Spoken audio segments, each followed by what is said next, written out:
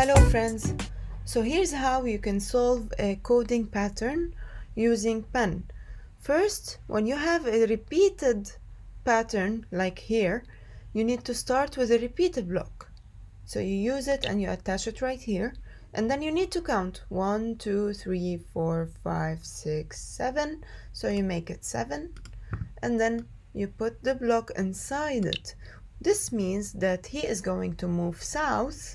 This is one move. He's going to repeat this 7 times. Then you click on run.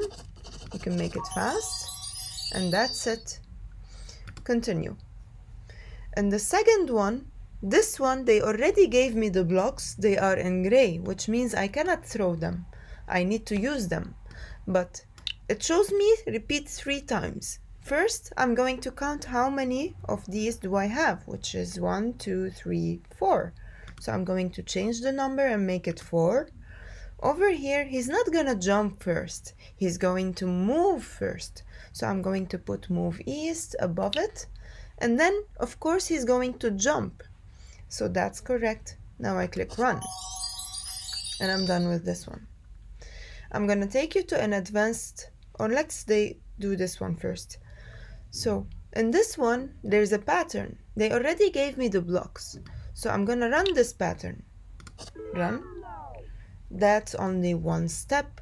And it looks like the stairs. So that's one step of the stairs. How many steps of the stairs am I going to have? So let's see. 1, 2, 3, 4, 5. Which means I will use these blocks and put a repeat block for them. And I'm going to repeat it 5 times. There you go.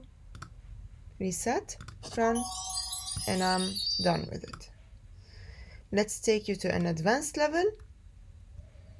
Over here, it's also the same. Repeat 1, 2, 3, 4, 4 times, and I'm going to move. Then I'm going to jump. There you go, it's right here. Jump. Okay?